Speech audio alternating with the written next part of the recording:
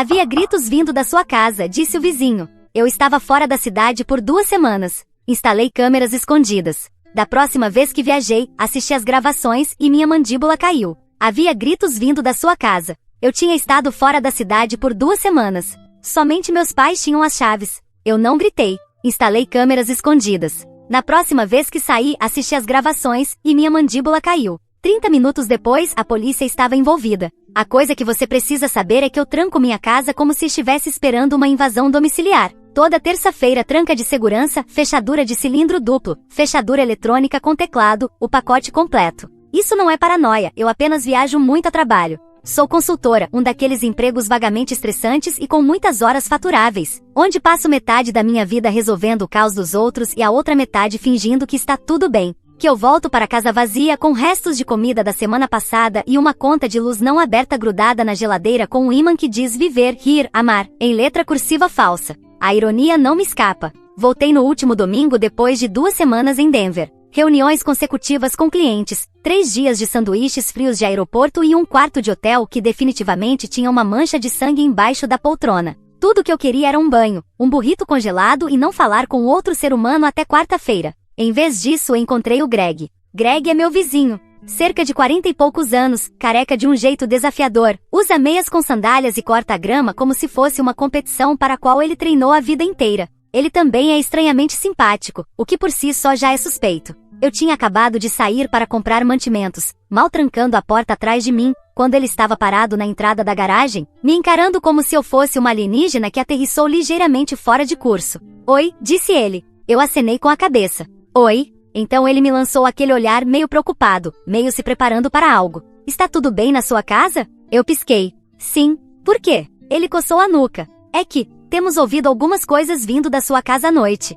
Que tipo de coisas? Ele hesitou. Gritos. Eu o encarei. Desculpa, o quê? Ele parecia totalmente sério. Gritos. Algumas noites atrás. E antes disso também. Estava alto. Minha esposa achou que alguém estava machucado. Quase chamamos a polícia. Eu ri, porque o que mais você faz quando alguém diz que ouviu gritos vindo da sua casa? Isso não é possível, eu disse. Estive fora da cidade por 2 semanas. A casa estava vazia. Greg apenas me encarou. Depois assentiu devagar, como se estivesse me fazendo um favor. Se você diz. Eu dei de ombros. Sim, digo. Ele deu alguns passos para trás em direção à garagem. Só, mantenha o volume baixo da próxima vez, tá? E foi isso. Ele se virou e me deixou parada na calçada da minha própria casa, segurando minhas chaves, tentando processar a ideia de que, aparentemente, minha casa tinha gritado enquanto eu estava fora. Sem problemas. Entrei de volta, tranquei a porta atrás de mim, como se isso fosse adiantar. A casa estava quieta, arrumada, talvez até arrumada demais.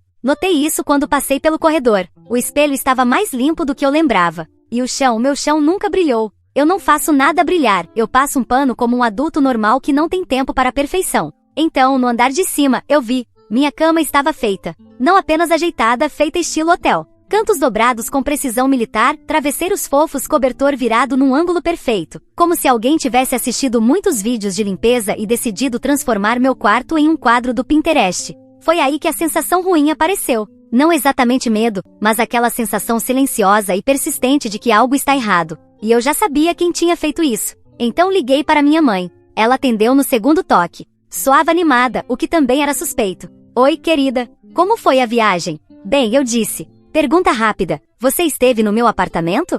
Oh, passei lá sim. Reguei as plantas. Você realmente deveria ter deixado instruções melhores para as orquídeas, a propósito. Tive que improvisar. E você arrumou minha cama? Ela riu. Alguém precisava arrumar. Você deixou uma bagunça. Eu expirei devagar. Mãe, eu já te falei antes. Ah, vamos lá. Eu não mexi em mais nada. Só na cama. E passei o aspirador. E limpei o balcão. E reorganizei a gaveta de temperos. Você tinha 3 potes de páprica, Gavin. Fechei os olhos. Você não trouxe ninguém, certo? Perguntei. Claro que não. Por que eu traria alguém? Não seja ridícula. Eu não discuti. Não porque acreditava nela, mas porque não tinha energia para decifrar uma mentira em cima de uma cena de crime.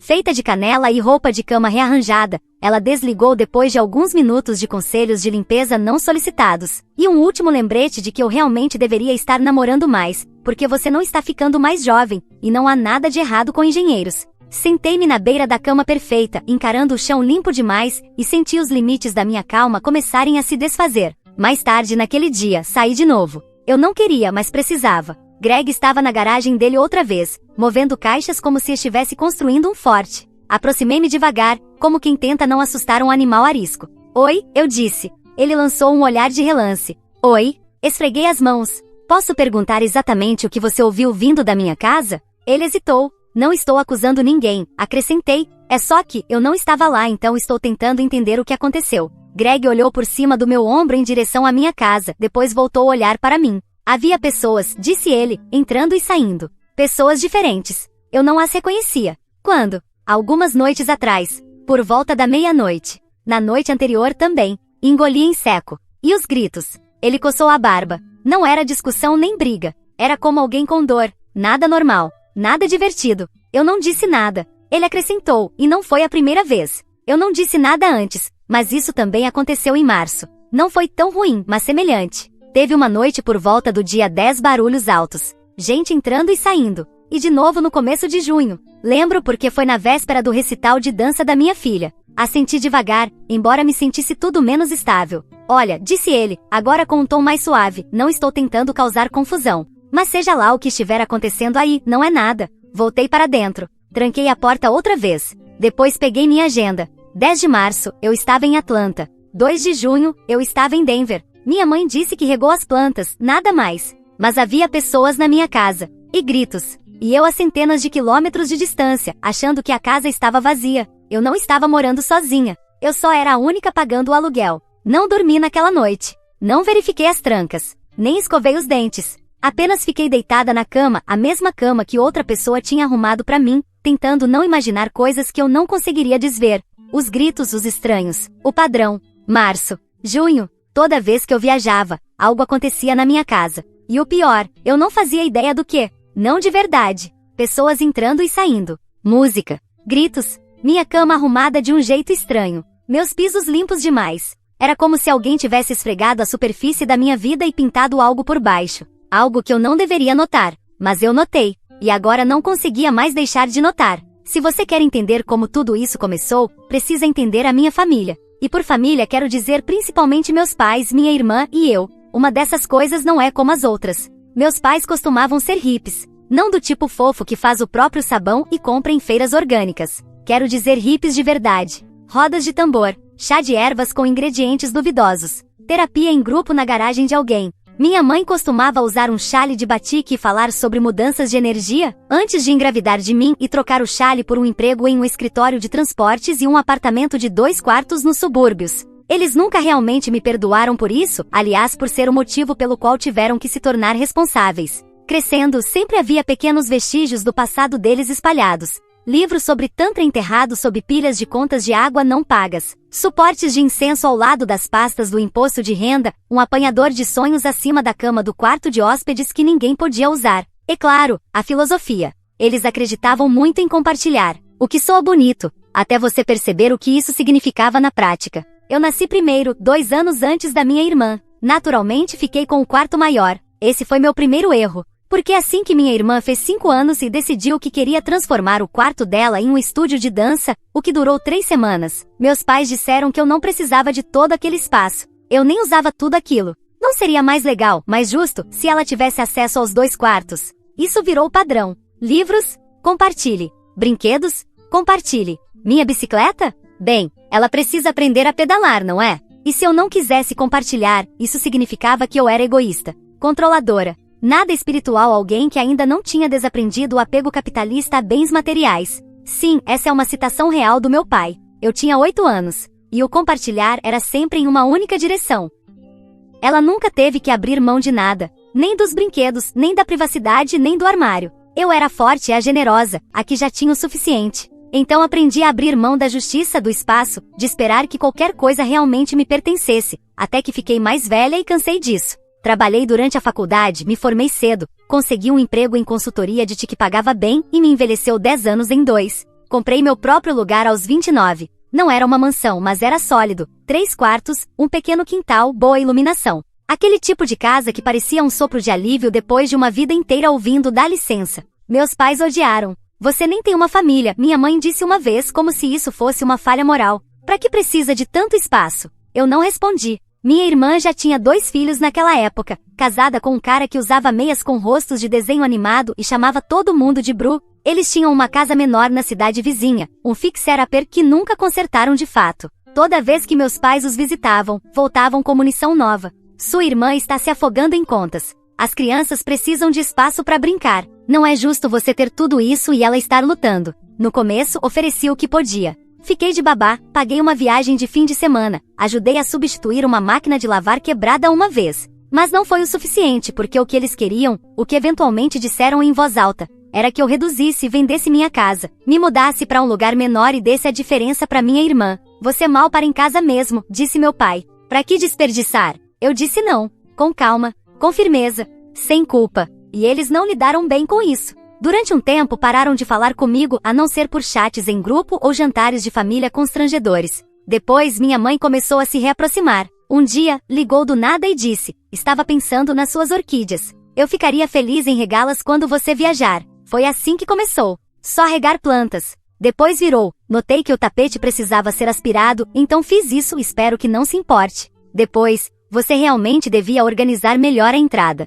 Dei uma arrumadinha enquanto estava lá. E então, tive que refazer sua cama, você está dobrando o lençol de cima errado, não está no hotel. Ficou mais estranho quando voltei para casa e encontrei o porta-temperos reorganizado em ordem alfabética, e não em inglês. Ela usou latim. Outra vez, a mesa da cozinha estava limpa e arrumada com jogos americanos que eu não possuía. Pedi gentilmente para ela parar. Ela me disse que era o novo hobby dela. Tenho assistido tutoriais de limpeza, ela disse, como se isso explicasse porque minhas roupas estavam dobradas em forma de cisne e minhas meias separadas por chakra. Não insisti porque, e eu odeio admitir isso, parte de mim só estava grata por ela estar falando comigo de novo. Por eu não ter sido completamente cortada por recusar a me arruinar financeiramente em nome da igualdade entre irmãs. Mas a linha do tempo continuava me incomodando. Esse hobby de limpeza começou por volta da mesma época em que minha irmã se mudou para uma casa maior. Uma com quintal, closet e uma hipoteca que ela definitivamente não podia pagar sozinha. Lembro que perguntei uma vez casualmente como conseguiram.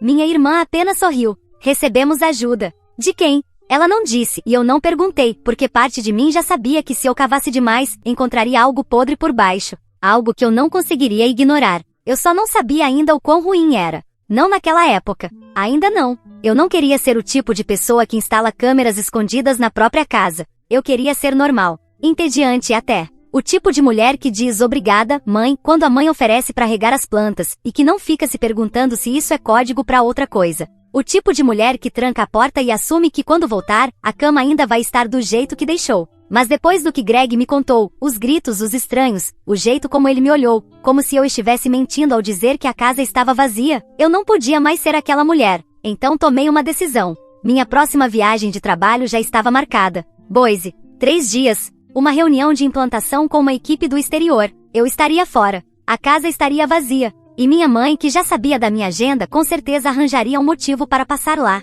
Antes de sair, instalei 5 câmeras. Sala de estar, cozinha, corredor, entrada, quarto. Todas pequenas conectadas à nuvem com áudio, escondidas com cuidado entre livros, em cima de armários, atrás de plantas. Perfeitamente legais. Perfeitamente necessárias. Eu não sabia o que encontraria, mas sabia que estava farta de adivinhar. Mandei uma mensagem para minha mãe na noite anterior ao voo. Oi, indo para Boise amanhã. Se quiser regar as plantas, obrigada. Mas por favor, não faça mais nada enquanto eu estiver fora. Sem faxina. Sem reorganizar. Só as plantas. Ela respondeu. Ah, vou tentar não limpar. Você sabe como eu sou. Boa viagem. Esse tipo de mensagem pareceria inocente vinda de qualquer outra pessoa. Dela parecia uma armadilha. Na primeira noite, nada. Ela apareceu por volta do meio-dia, regou as plantas, rearranjou uma foto emoldurada, limpou algo no balcão que não precisava ser limpo. Irritante. Familiar. Sem gritos. Sem visitas. Apenas o caos maternal disfarçado de ajuda. Assisti a tudo naquela noite do hotel. Notebook aberto, fones no ouvido, ansiedade presa na garganta como um mármore engolido. Estava quieto. Não relaxei. Na segunda noite, abri a transmissão por volta das 8 da noite. Primeiro, tudo estava imóvel. Luz fraca. Nenhum movimento. Então a porta da frente se abriu. E alguém entrou. Não era minha mãe. Ombros largos, uma bolsa de viagem pendurada no braço. Caminhou pela sala como se já tivesse feito aquilo antes, sem hesitação, sem parar. 2 minutos depois, outra pessoa entrou. Depois mais uma. Uma mulher com uma longa trança prateada e uma garrafa de vinho. Outra mulher de botas e chale vermelho. Um homem com uma cadeira dobrável. Ninguém bateu. Ninguém falou alto. Todos se moviam como se pertencessem àquele lugar.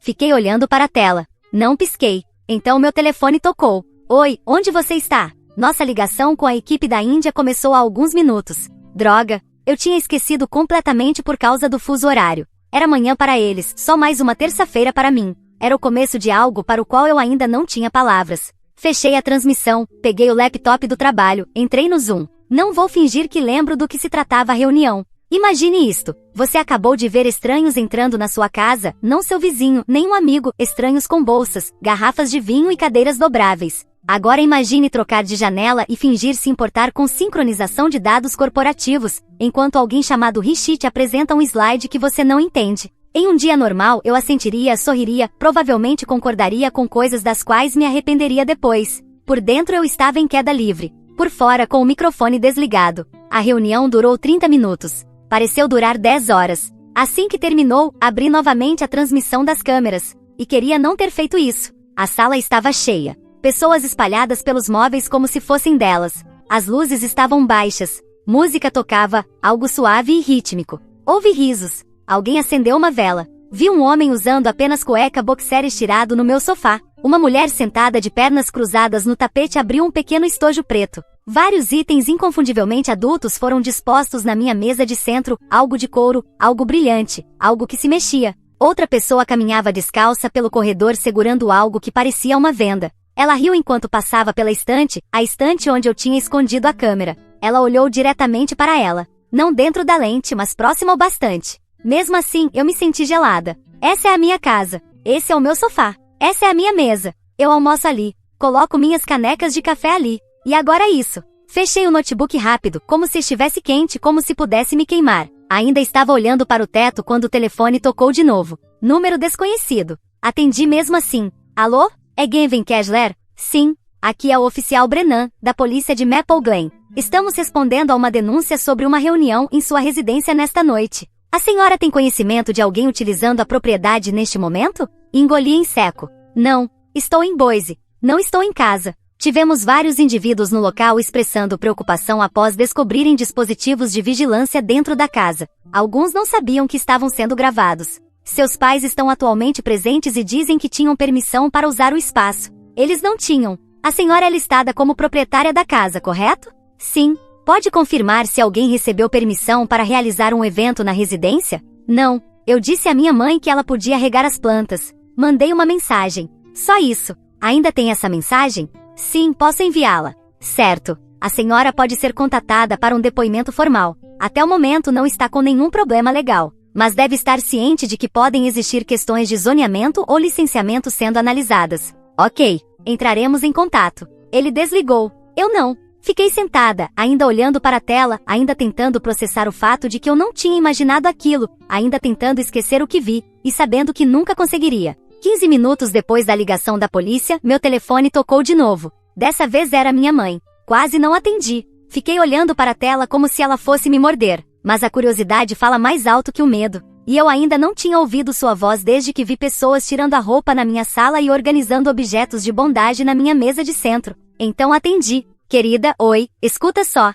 Só diga à polícia que você sabia, tá? Essa foi a primeira frase. Não, você está bem? Nem não é o que parece. Nem mesmo um por favor, não fique brava. Só, diga que você sabia. Pisquei. O quê? Que você nos deu permissão. Que podíamos usar a casa. Foi só um pequeno encontro. Como nos velhos tempos. Velhos tempos? Você sabe, eventos comunitários. Pessoas de confiança. Não foi nada perigoso. Só diga que estava tudo bem. Por favor. Levantei e fui até a janela do quarto do hotel. Podia ver o estacionamento. Uma minivan parada torta, ocupando 2 vagas. Uma mulher tentando desenroscar seu filho pequeno de um cachecol. Tudo parecia normal. Tão dolorosamente normal. Mãe, eu disse, o que vocês estavam fazendo na minha casa? Silêncio. Eu vi pessoas, continuei. Vi o que estava no meu tapete. Na minha mesa. No meu sofá. Que diabos era aquilo? Podemos explicar. Só não agora. Não. O que vocês estavam fazendo? Não era ilegal. A gente não machucou ninguém. Era algo privado. E alguém exagerou e chamou a polícia porque encontrou uma câmera. Sim, uma câmera que eu instalei na minha própria casa, porque vocês têm usado sem me contar. Outro silêncio. Então ouvi a voz do meu pai. Baixa. Defensiva. Achamos que você não entenderia. Então decidiram não me dar a chance? Achamos que você tentaria impedir. Vocês estavam certos. Desliguei antes que pudessem dizer mais alguma coisa. Não joguei o telefone. Não bati com ele. Apenas o coloquei na borda da mesa e fiquei olhando para ele, como se tivesse virado o problema de outra pessoa. 3 dias depois, recebi uma solicitação de mensagem no Facebook de alguém com quem não falava há pelo menos uma década, um velho amigo dos meus pais. Cabelos grisalhos. Blog de poesia. Provavelmente ainda toma chá de camomila como se fosse traço de personalidade. A mensagem era calma, apologética, quase gentil demais. Eu não sabia que eles não tinham sua permissão. Disseram que você estava ciente e confortável com tudo.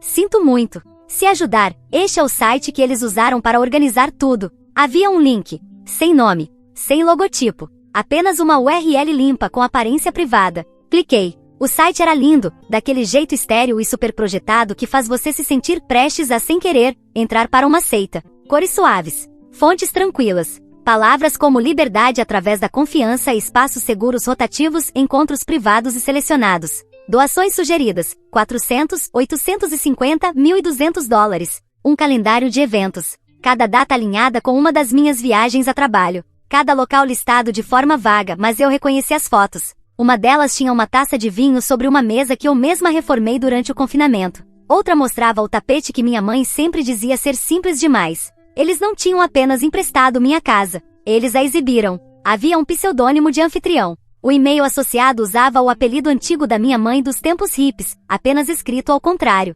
Fechei o notebook. Não com raiva. Nem mesmo com horror, apenas com um senso de fim. Eles apareceram 4 dias depois. Sem mensagem. Sem aviso. Apenas uma batida na porta e o som lento e exausto de 2 pessoas fingindo que não estavam em pânico. Você não precisava ter levado isso tão longe, disse minha mãe assim que abri a porta. Poderíamos ter resolvido isso em família. Eu não levei nada a lugar nenhum, respondi. Um dos seus convidados chamou a polícia. Eu nem sabia que estava acontecendo. Mas você contou tudo. Eu contei a verdade. Estávamos tentando ajudar sua irmã. Ela precisava de apoio. Você disse não. Ela precisava de uma casa maior. Eu não achei que isso a tornava dona da minha. Não podíamos usar a nossa, acrescentou meu pai. As pessoas nos conhecem aqui. A sua era neutra. Neutra, repeti. É isso que eu sou agora? Você estava ausente a maior parte do tempo. A casa estava vazia. Não estava vazia. Era minha. Eles não responderam. Foram embora com o mesmo silêncio com que chegaram. As consequências não foram barulhentas.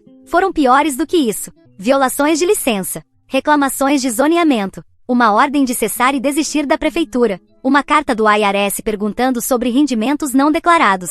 Um dos convidados processou meus pais por sofrimento emocional e invasão de privacidade. Eles não foram presos, mas pagaram. Financeiramente. Socialmente. Em silêncio. O site foi tirado do ar. A rede se dissolveu. Todos os amigos com quem costumavam se reunir pararam de atender ligações. Minha irmã ligou em seguida. Espero que esteja satisfeita. Com licença? Eles estavam tentando me ajudar. E agora Dan e eu temos que nos mudar. Eles não podem mais ajudar com a hipoteca. Então está me culpando? Você não precisava explodir tudo. Poderia tê-los protegido. Eles usaram minha casa sem permissão. Fizeram isso por mim. Não. Fizeram isso sem pedir. Eles não me perguntaram. E também não perguntaram a você, não é? E foi isso. O fim daquela conversa. Vendi a casa. Não publiquei em lugar nenhum. Não contei a ninguém. Contratei um corretor. Empacotei as provas. Assinei os papéis. O novo lugar é menor. Mais silencioso. Mais distante. Tem cheiro de tinta nova e de ausência total das decisões dos outros. Não deixei uma chave embaixo do capacho. Não dei cópias para ninguém. Eles tentaram ligar 1 ou 2 vezes. Nenhuma mensagem de voz. Apenas chamadas perdidas que eu deixei assim. Eventualmente pararam. Não houve um final dramático. Nenhum pedido de desculpas de última hora. Apenas o entendimento silencioso entre pessoas que sabem quando algo acabou. E não estão dispostas a dizer isso em voz alta. Não houve briga. Só paramos de fingir que ainda estávamos em órbita. Eles achavam que eu os protegeria. Eu achava que eles me protegeriam. No fim das contas, estávamos todos errados. Então é isso que aconteceu. Algumas pessoas disseram que eu exagerei. Outras disseram que eu fui branda demais. E você, o que acha? Fui longe demais? Ou não o suficiente? Deixe sua opinião nos comentários. E se quiser mais histórias como esta, inscreva-se no canal.